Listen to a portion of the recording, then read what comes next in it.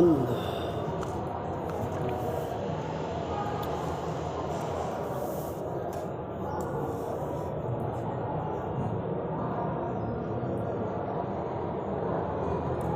اللهم صل على سيدنا مولانا محمد وعلى آل سيدنا مولانا محمد وبارك وسلم. الحمد لله رب العالمين والعاقبة للمتقين والصلاة والسلام على سيد الأنبياء والمرسلين. أما بعد فأعوذ بالله من الشيطان الرجيم. بسم الله الرحمن الرحيم. عزیز طلباء، آج بروسوار اور اپریل کی 5 اپریل 2021 تو جامع مسجد سیرانی جامعہ اویسیہ رضویہ بہاولپور کے اندر یہ سلسلہ دور تفسیر القرآن جس کے بقیہ چند دن ہیں، تو آج ہم اللہ تعالیٰ کی عطا کردہ توفیق سے قرآن حکیم کے پارہ نمبر 6 سے آغاز کر رہے ہیں. سورۃ النساء بہت طویل سورت ہے، تو آج ہم پہلی آیت پارہ نمبر 6 کی آیت نمبر 148 سے. اعوذ باللہ من الشیطان الرجیم. بسم اللہ الرحمن الرحیم. لا يحب اللہ الجہر بالسوء من القول الا من ظلم وکان اللہ سمیعا علیما. ترجمہ: لا يحب فعل نفی ہے، احبا یحب باب افعال، اور لا نافیہ آ گیا. یہ اس کا معنوی عمل ہے، لفظی عمل نہیں کرتا. لا یحب اللہ، اللہ پر محبت نہیں فرماتا، اللہ پسند نہیں فرماتا. الجہر بالسوء من القول، کسی بری بات کا اعلان کرنا، بری بات ہو اور اونچا بولنا، اس کو اللہ پسند نہیں فرماتا. جہر کی صرف نفی نہیں ہے، ٹھیک ہے نا، جہر بالسوء من القول، یہ سب کو ساتھ ملا جہر بالسوء. ورنہ جہری نمازوں کے اندر ہم جہر سے پڑھتے ہیں، سری میں سر سے پڑھتے ہیں، اور کلمہ طیبہ کے بھی جہر کرتے ہیں، لا الہ الا اللہ. ادھر یہ جو ناپسندیدہ چیز ہے صرف جہر نہیں ہے، جہر بالسوء من القول. الا آگے، الا استثناء کے لیے. الا کی 4 قسمیں ہوتی ہیں. الا مرکبہ بھی ہوتا ہے جو اصل میں کیا ہوتا ہے، ان لا. یہ الا استثنائیہ ہے. الا مگر من ظلم، جس پر ظلم کیا جائے، جس پر ظلم ہو جائے. تو اب پچھلی بات الا کے بعد جس کی الا سے پہلے نفی تھی، الا کے بعد اس کا کیا ہو جاتا ہے، اس بات. وما ارسلناک الا رحمۃ للعالمین، ٹھیک ہے نا. تو پہلے نفی تھی اور اس کے بعد کیا ہے، الا کے ساتھ اس بات ہو گیا. تو اب اس کا کیا مطلب ہوگا کہ اللہ بری بات کا اعلان کرنا اس کو تو پسند نہیں فرماتا، مگر من ظلم، جس پہ ظلم کیا جائے، وہ چیخ و پکار کے، کوئی گالی گلوچ کا سلسلہ بھی اس کا ہو سکتا ہے، ٹھیک ہے نا. تو اس کے لیے ٹھیک ہے نا، جہر بالسوء من القول کی اجازت ہے. وکان اللہ سمیعا علیما، اور اللہ تعالیٰ سنتا اور جانتا ہے، سننے والا جاننے والا ہے. یہ اللہ کی صفت. آگے اللہ تعالیٰ نے ارشاد فرمایا ان تبدو خیرن، اگر ابدا یبدی، ابدا با دال حمزہ، بدون ظاہر، ابدا کا معنی ظاہر کرنا. اگر تم بھلائی کو اعلانیہ بیان کرو، ظاہر کرو، او تخفو ہو یا چھپ کر، یا جو سو ہے، برائی ہے، کسی نے زیادتی کی تو معاف کر دو. اللہ تعالیٰ عفواً معاف فرمانے والا ہے، قدیراً قدرت والا ہے. تو ان 2 آیات مقدسہ کے اندر خالق کائنات نے یہ ارشاد فرمایا معاشرے کے اندر آپس میں مل جل کر زندگی گزارنا ہے. چھوٹے بڑے، پڑھے لکھے ان پڑھ، امام مقتدی، حاکم محکوم، رعایا، مختلف شعبہ ہے زندگی سے تعلق رکھنے والے افراد زندگی کے اندر ایک دوسرے سے واسطہ پڑتا ہے، تو سکون تو ہر ایک کو چاہیے نا، ہر ایک کو سکون چاہیے زندگی کے اندر۔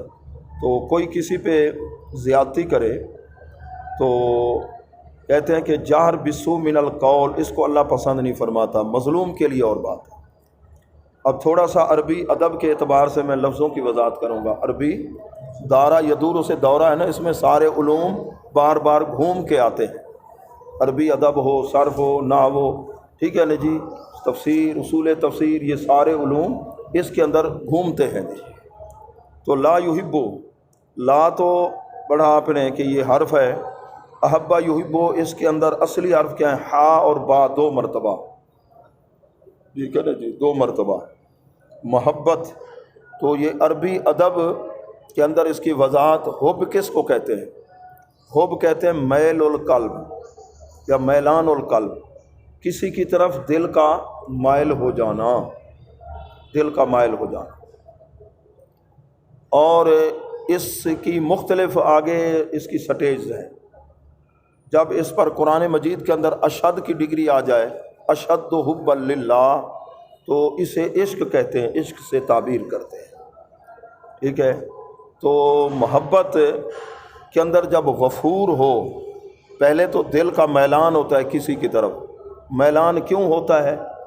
یا حسن صورت کو دیکھ کر، یا حسن سیرت کو دیکھ کر، یا اس کے علمی کمال کو دیکھ کر، کہ محبت کسی سے کیوں ہوتی ہے؟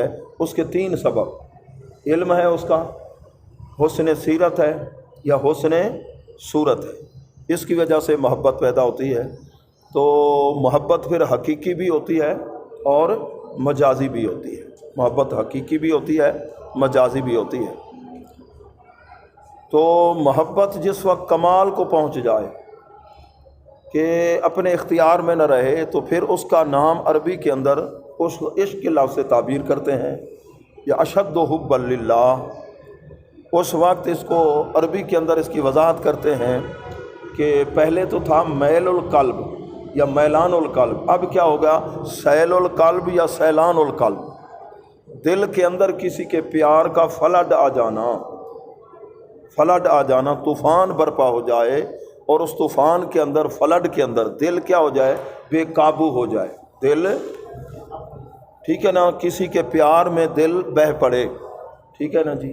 تو یہ اشد کی ڈگری جس وقت لگے گی، اور اس کو عشق کے لفظ سے تعبیر کیا گیا ہے قرآن مجید کے اندر، عشق کا لفظ تو استعمال نہیں ہوا نا، کہ ہوا ہے؟ حافظ صاحبان بتاؤ، عشق کا لفظ استعمال نہیں ہوا۔ تو عشق کا لفظ بنا ہے اشکا سے، اشکا، اشکا کس کو کہتے ہیں؟ درختوں پر آکاش بیل جو ہوتی ہے وہ زرد رنگ کی، جن کو کیا دن لوت بوٹی، اور کیا کہتے ہو؟ وہ درختوں کے اوپر نہیں پیلی سی ہوتی ہے، اس کی جڑ نہیں ہوتی، جڑ نہیں ہوتی، ایسے ہی ہوتی، جڑ اس کی نہیں ہوتی، لیکن درخت کا حشر کیا کرتی ہے؟ ختم کر دیتی ہے، اس کو سکھا دیتی، ٹھیک ہے نا، اس کو سکھا دیتی ہے جی۔ عشق بنا ہے اشکا سے، جس پر بھی یہ وارد ہو جائے تو اس کے ساتھ حال یہی ہوتا ہے، سمجھ رہے ہو؟ تو عشق کی جو منزل ہے یہ حب سے، لا یحبو کی تھوڑی سی جب وضاحت کر رہے ہیں عربی ادب کے اعتبار سے، اور کوئی دل بھی محبت سے خالی نہیں ہے، کسی کے دل میں کسی کا پیار، کسی کے دل میں۔ اچھا جی، ہمارے جو مشائخ نقشبندیہ ہیں وہ تین سٹیجیں بتا دیتے ہیں، آسانی والا طریقہ۔ وہ کہتے ہیں پہلے محبت و شیخ کی، اپنے مرشد کامل کی، ٹھیک ہے نا۔ اعلیٰ حضرت عظیم البرکت نے 4 شرطیں بیان کی مرشد کی، مرشد کیسا ہونا چاہیے، شرائط کتنی؟ فتاوی افریقیہ کے اندر، اور اسی طرح افریقہ، اور اسی طرح فتاوی رضویہ شریف ہے، 4 شرائط ہے۔ تو ہمارے مشائخ نقشبندیہ آغاز کرتے ہیں، فرماتے ہیں حب ہو، محبت ہو اپنے شیخ کے ساتھ، اور دوسرا درجہ فنا فی شیخ کے بعد پھر شیخ پیارے محبوب صلی اللہ علیہ وسلم کی بارگاہ میں پہنچا دیتا ہے، پھر صبح و شام ہر وقت تصور محبوب صلی اللہ علیہ وسلم میں وقت گزرتا ہے، ٹھیک ہے نا۔ پہلے نیند کے اندر دیدار کا سلسلہ، پھر اس کے بعد روحانیت جوں جوں ترقی پذیر ہوگی، عالم بیداری میں جلوہ محبوب سامنے ہوگا۔ تو دیکھتے دیدار کرتے کرتے جس طرح حضرت ابو العباس مرسی رحمۃ اللہ علیہ کا حال تھا، پھر وہ فنا فی الرسول ہوتا ہے، پھر جدھر دیکھتا ہوں تو ہی ہے، پیارے محبوب صلی اللہ علیہ وسلم کے جلوے اسے نظر آتے ہیں ہر طرف، رات دن اسی تصور کے اندر وہ مضبوط ہو جاتا ہے۔ فنا فی الرسول کے مقام پہ جب پہنچ جائے اسے اپنا وجود ہی پھر محسوس نہیں ہوتا، دیوار کو دیکھے جدھر بھی دیکھے پیارے محبوب صلی اللہ علیہ وسلم اسے نظر آتے ہیں۔ کس مقام پر ہو؟ فنا فی الرسول کے مقام۔ پھر اللہ کے پیارے محبوب ہاتھ سے پکڑ کر کے اللہ کی بارگاہ میں کھڑا کر دیتے ہیں۔ پھر شب و روز اللہ تبارک و تعالیٰ کی ذات کے تصور میں وہ اللہ کا بندہ، معرفت کے سبق حاصل کرنے والا، اسی تگ و دو، دوڑ دھوپ، شوق ذوق، محبت، جد و جہد میں لگ جاتا ہے۔ اور باطن کی دنیا پھر کیا ہوتا ہے؟ اللہ تعالیٰ کے انوار و تجلیات کا جب ورود ہوتا ہے، اللہ کی محبت، اللہ تعالیٰ کا پیار، یہاں تک کہ پھر خواب کے عالم میں اللہ کا دیدار بھی اسے نصیب ہو جاتا ہے۔ بندے کو اللہ کا دیدار خواب کے اندر، جس طرح سیدنا امام احمد بن حنبل رحمۃ اللہ علیہ کو 14 مرتبہ دیدار ہوا اللہ تعالیٰ کا، اور سیدنا امام اعظم ابو حنیفہ رحمۃ اللہ علیہ کو کتنی بار؟ 100 مرتبہ، قریباً 100 مرتبہ دیدار ہوا۔ حضرت سیدنا امام احمد بن حنبل رحمۃ اللہ علیہ نے اللہ سے یہ سوال بھی کیا تھا، یا اللہ تیرے دیدار کا سبب کیا ہے؟ تو اللہ تعالیٰ نے فرمایا میرے قرآن کی تلاوت، قرآن مجید کی تلاوت۔ عرض کی کہ ترجمے کے ساتھ یا بغیر ترجمے کے؟ اللہ تعالیٰ نے فرمایا انہیں عالم خواب کے اندر کہ دونوں حالتوں کے اندر دل کے اندر پیار محبت، یہ خواب یہ ان کی چیزوں سے عقائد ثابت نہیں ہوتے، ان سے عقائد ثابت نہیں ہوتے، یہ ایک دنیا ہے، یہ الگ ایک دنیا۔ خوابوں کی حقیقت تو ہے، قرآن میں بھی ذکر ہے، حدیث پاک کے اندر بھی ذکر ہے، لیکن ان سے عقائد کو، ٹھیک ہے نا، پھر نبیوں کا خواب، اللہ کے ولیوں کا، علماء کا، بادشاہوں کا، عوام کا خواب، پھر وقت کا بھی یہ ہوتا ہے، صبح طلوع فجر کے وقت خواب، آدھی رات کا خواب، ٹھیک ہے نا، مختلف خواب دیکھنے والوں کی بھی کیفیات ہوتی ہیں۔ تو میں بتا رہا ہوں ہمارے مشائخ نے 3 سٹیجیں بیان فرما دی۔ پہلے محبت کس کی؟ اپنے شیخ کی، شیخ کی محبت میں کیا ہو جائے؟ فنا ہو جائے۔ پھر دیکھے جتنا سینہ فیض کے ساتھ روشن ہوگا نا شیخ کا، وہ سارا فیض اس محب مرید کے جو صادق الاعتقاد ہوگا اس کے سینے کے اندر پہنچے گا۔ تو اب جو ہے نا بیعت کوئی سیاسی کر لیتے ہیں، کوئی ایسے ہی ناموری کر لیتے ہیں، بس اصل مقصود نہیں ہوتا، نہ ہی جس کی بیعت کی جاتی ہے اس کے اندر وہ صلاحیت ہوتی ہے، نہ بیعت کرنے والے کی نیت کے اندر اخلاص ہوتا ہے، وہ بھی محروم وہ بھی محروم۔ اگر اس کے پاس ہے تو یہاں کچھ پہنچتا ہی کچھ نہیں ہے، سمجھ رہے ہو؟ پہلا درجہ فنا فی شیخ محبت کی وجہ سے ہی ہوگا، دوسرا فنا فی رسول، تیسرا فنا فی اللہ، ٹھیک ہے؟ اور حب کے بغیر یہ منزل طے نہیں ہوتی، حب کے بغیر منزل طے نہیں، سمجھ رہے ہو؟ لا یحب اللہ، تو محبت اللہ تعالیٰ کے لیے لفظ عشق کا بولیں یا نہ، اللہ کو عاشق بعض شاعروں نے کہہ دیا تو وہاں پھر محب کے معنی میں کریں گے، ورنہ حقیقتاً اللہ کے لیے لفظ یہ مناسب نہیں ہے لغوی تحقیق کے مطابق، کیونکہ یہ اشکا سے بنا ہے، اشکا آکاش بیل کو کہتے ہیں، اور درخت پہ آ جائے تو اس کو فنا کر دیتی ہے۔ اللہ کی ذات فنا سے پاک ہے کہ اللہ پر کوئی چیز غالب ہو، اللہ تبارک و تعالیٰ کے لیے حقیقی معنوں میں یہ لفظ درست نہیں ہے، سمجھ رہے ہو؟ اور پہلے وہ دوسرے لوگ جو ہے نا ہمارا مذاق کرتے تھے، یہ جی بریلوی بڑے عشق کا لفظ بولتے ہیں، عاشق، یہ اپنے آپ کو عاشق کہتے ہیں، پھر نبی ان کے کیا ہوئے؟ پھر اس انداز سے یہ تو نبی کو معشوق کہتے ہیں، یہ تو عرف کے اندر لفظ تو محبت کا لفظ ہونا چاہیے، پھر الزامی طور پہ ان کو جواب دیا گیا، چلو پھر تمہیں بھی تو محبت ہے ماں کی یا بیٹی کی، تم محب ہو تو وہ کیا ہوئی؟ ٹھیک ہے نا، یہ لفظ پھر عرف کے اندر کیا اچھا ہوگا؟ یہ محبوبہ کا لفظ ہے، ٹھیک ہے نا۔ تو جیسا سوال جس قسم کا اعتراض، کبھی اس کے مطابق بھی الزامی جواب بھی ہوتا ہے۔ تو احبا یحبو، احباب، محب، محبوب، سمجھ رہے ہو؟ یہ محبت کا سلسلہ کہاں سے شروع ہوا؟ سب سے پہلے اللہ تعالیٰ سے شروع ہوا، سمجھے ہو نا؟ تو اللہ تعالیٰ کو، ٹھیک ہے نا، یہ پیار ہوا کہ میں بناؤں کوئی مجھے پہچاننے والا ہو، حقیقت محمدیہ کی اللہ تعالیٰ نے تخلیق فرمائی۔ تو یہ سارا جو جہان ہے اس کے اندر وہ محبت کا عنصر ہے، حیوانوں کے اندر، پرندوں کے اندر، انسانوں کے اندر یہ پیار والا معاملہ ہے، سمجھے ہو نا؟ اور جو چیزیں نہیں بولتی یہ بھی پیار کرتی ہیں، ہمیں پتہ، درخت بھی نیک لوگوں سے پیار کرتے ہیں، سمجھے ہو نا؟ اگر کوئی نیک آدمی جا کر اس کے سائے کے نیچے بیٹھ جائے درخت خوش ہوتا ہے، اور اللہ کی بارگاہ میں بھی عرض کرتا ہے یا اللہ کوئی نیک بندہ بھیج دے میرا پھل کھائے۔ ایسے جنگل کا شیر کہتا ہے یا اللہ مجھے کسی نیک بندے پر مسلط نہ کرنا۔ جس طرح محلے ہیں نا دنیا کے اندر، تو زمین کے ٹکڑے جو ہیں نا یہ بھی ان کی بھی تقسیم ایک دوسرے سے پوچھتے ہیں کہ آج اے زمین کا ٹکڑا تیرے اوپر سے کوئی نیک آدمی گزرا ہے؟ اگر گزرا ہے تو وہ بتا دیتا ہے ایک صالح انسان گزر کے گیا ہے، منتظر ہوں کہ وہ کب پھر آئے گا، کب لوٹے گا۔ تو یہ چیزیں بھی پیار کرتی ہیں۔ یہ خس و خاشاک تنکے یہ بھی پیار کرتے ہیں۔ اور یاد رکھیے تصوف کی دنیا ہے، معرفت کی دنیا، اس کا جو خلاصہ ہے وہ تین چیزیں ہیں۔ کتنی چیزیں ہیں؟ تین چیزیں ہیں۔ ایک ہے محبت الہی، اللہ کا پیار، ٹھیک ہے۔ نمبر دو مکارم اخلاق، اخلاق بہترین ہو۔ نمبر تین خدمت خلق، خدمت، جس کے اندر یہ چیز ہے یوں سمجھے معرفت کا نور ہے۔ جب اللہ تعالیٰ کے ساتھ اس کا پیار ہوگا تو اللہ کی مخلوق کے ساتھ ہوگا یا نہیں ہوگا؟ پھر اللہ تعالیٰ کی مخلوق کے ساتھ اس کا پیار ہوگا، اس کے اخلاق بھی اچھے ہوں گے، اخلاق بھی۔ حضور غوث سمدانی قندیل نورانی محبوب سبحانی سیدنا شیخ عبد القادر جیلانی رضی اللہ تعالیٰ عنہ، آپ کے مواعظ حسنہ کا مجموعہ ہے الفتح الربانی، عربی بھی ہے ساتھ ترجمہ بھی ہے، کچھ کتابیں ہیں صرف عربی ہے، کہیں صرف کیا ہے جی ترجمہ ہے۔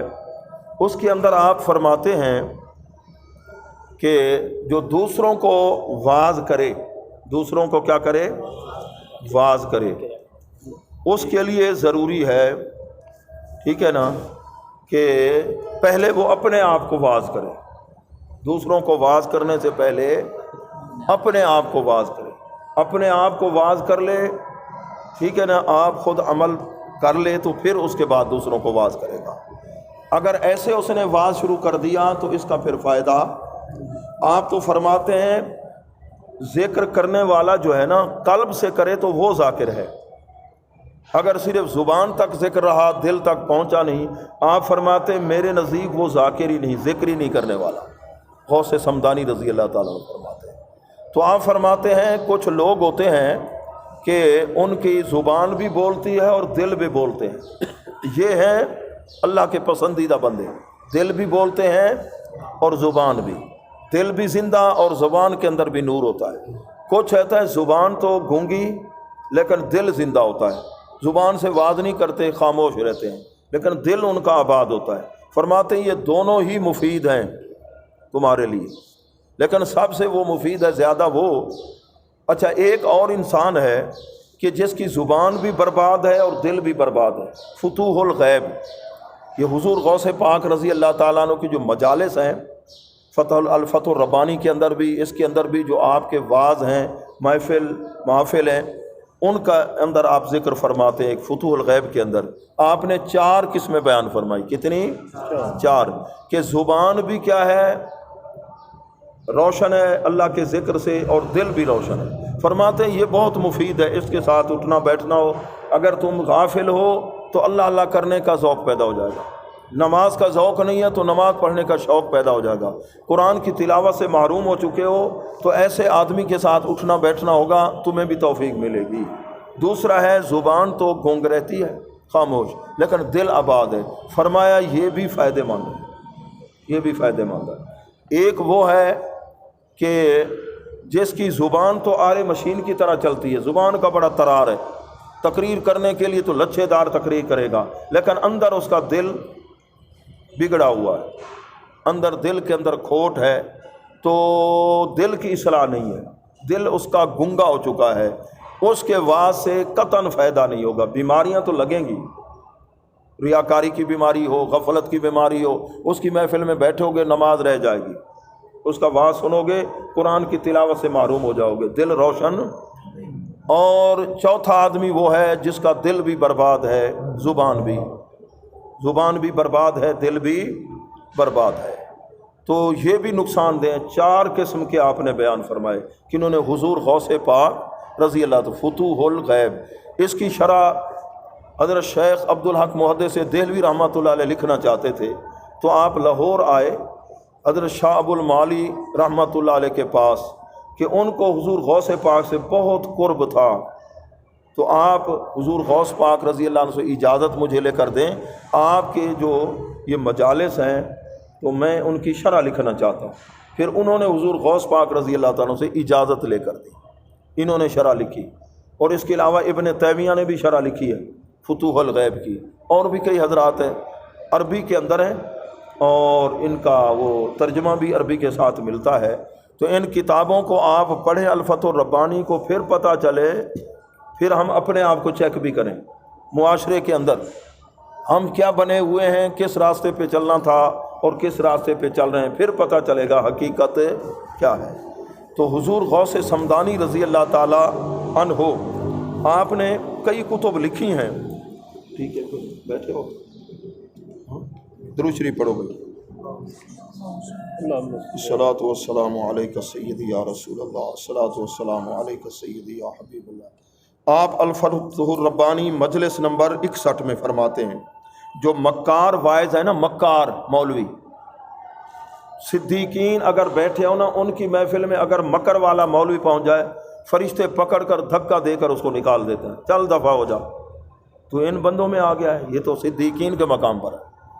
مکار مولویوں کو وہاں بیٹھنے نہیں دیتے، اور صالحین کی جماعت اگر بیٹھی ہو، صالحین مکار مولویوں کو پہچان لیتے ہیں، سمجھ رہے ہو؟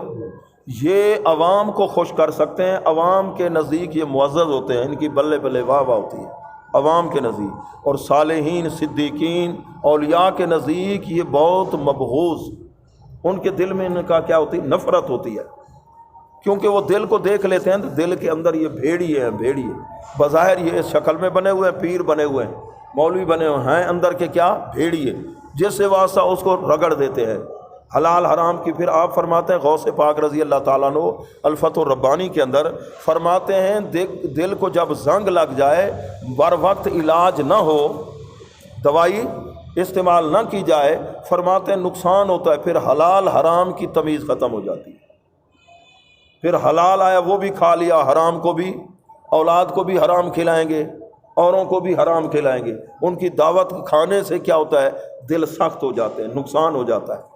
اس لیے حضرت امام عبد الوہاب شعرانی رحمۃ اللہ علیہ فرماتے ہیں، اے دعوتوں پہ جانے والوں، دعوت کا کھانا کھانے والوں، الولائم مہلکۃ، یہ دعوتیں تباہ کر دیتی ہیں، اندر کا نور ختم ہو جاتا ہے۔ نماز تم نے پڑھی، قرآن کی تلاوت کی، ذکر کیا، تہجد کے سجدے کیے، نماز تہجد پڑھی ہے، دل میں نور تھا، اور جا کر کھانا ایسا کھایا جس میں فطور تھا، اس نے سب کچھ مکس کیا ہوا تھا، نہ حلال حرام کی تمیز، تو اس نے تمہیں کھلا کے تمہارا بیڑا غرق کر دیا۔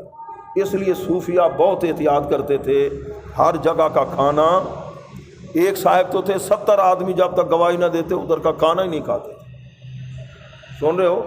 تو اب جو ہمارا نقصان ہو رہا ہے نا، ہمارا نقصان ہو رہا ہے اسی وجہ سے ہو رہا ہے، وعظوں میں تاثیر نہیں رہی، سجدوں کے اندر کوئی حلاوت نہیں ہے، ذکر کی چاشنی نصیب نہیں ہوتی، اذان سن کر ہم دور کیوں بھاگتے ہیں مسجد سے، قرآن کی تلاوت، یہاں تک کہ رمضان شریف کے روزے بھی رہ جاتے ہیں، مصلی پہ کھڑے ہو گئے نماز تراویح کے لیے اور روزے کئی ہضم کر دیے، روزے ہی نہیں رکھتے۔ وجہ کیا ہے؟ یہ اندر کی بیماری، اندر کی یہ غذائیں جو کھاتے ہیں نا، یہ بہت بڑی نقصان دہ ہیں، بہت زیادہ۔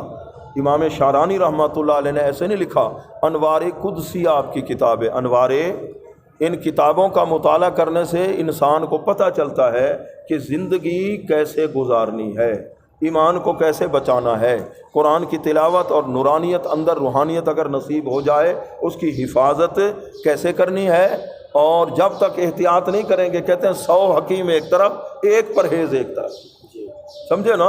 100 حکیم بڑے بڑے اطباء علاج کریں اور تم پرہیز ہی نہ کرو، پھر فائدہ ہوگا؟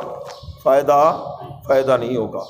یہ لا یحب اللہ سے محبت سے سلسلہ چلا، ٹھیک ہے نا؟ محبت کے درجے بتا دیے، اور عربی ادب کے اندر تو محبت کی بڑی بڑی سٹیجیں بھی ہیں، یہ 3 میں نے مراحل آپ کو بتا دیے۔ تو باقی رہا دنیا کے اندر اور محبتوں میں اگر کوئی پھنس گیا تو پھر وہاں سے نکلنا مشکل ہو جائے گا۔ عشق مجازی تلکن بازی، عشق مجازی، ٹھیک ہے نا؟ پھر پاؤں پھسلے گا تو پھر کیا ہوگا؟ گاٹا من کا ٹوٹا پیاسی، پھر وہاں سے نکلنا۔ تو آج کل موبائل کا دور ہے نا، 5 گھنٹے لگے رہتے ہیں، خدا کے لیے بھی اتنا ٹائم نہیں نکالتے، ٹھیک ہے نا؟ یہ خالق تو نہیں، زندگی برباد ہو رہی ہے، زندگی برباد ہو رہی ہے۔ اللہ تعالیٰ ہدایت نصیب فرمائے۔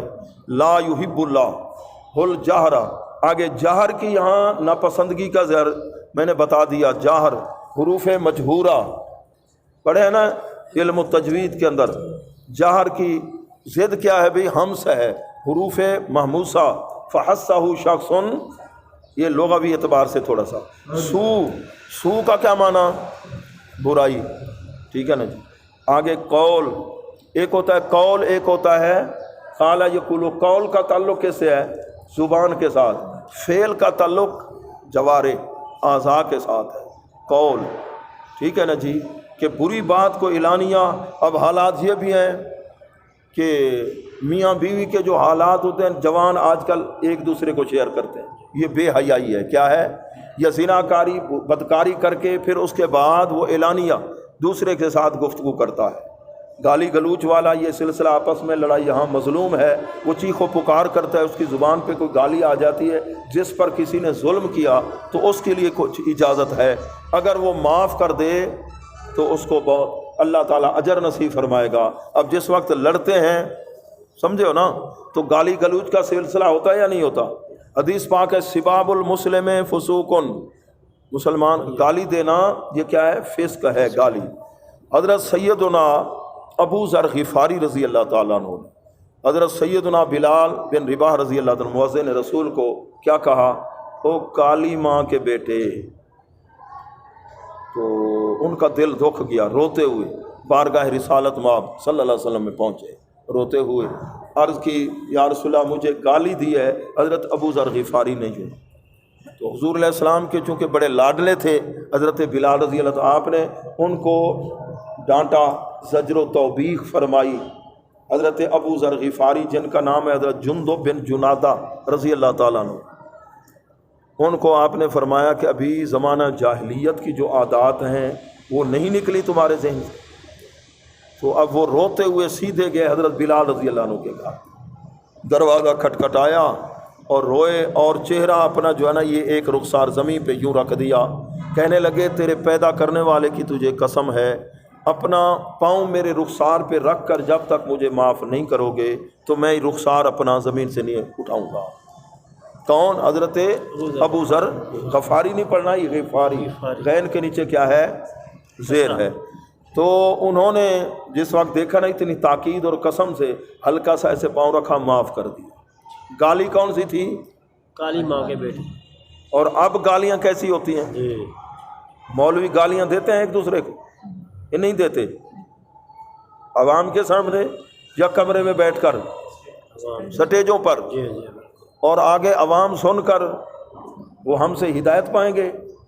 بتائیے، ان کو ہدایت، وہ کہیں گے عالم کا یہ کام ہے، ہم تو عوام میں ہیں، وہ 10 گالیاں اور آگے نکالیں گے، سمجھے؟ تو عالم جب گفتگو کرے پتہ تو چلے نا واقعی علم والا ہے۔ جاہل اور عالم میں فرق ہونا چاہیے یا نہیں؟ جاہلوں والا کلام اگر عالم بھی کرے تو پھر وہ بھی تو ظالم ہوا نا۔ عالم اور جاہل میں فرق ہے، حالانکہ قرآن میں قل هل يستوي الذين يعلمون والذين، کیا عالم اور غیر عالم برابر ہیں؟ برابر ہے۔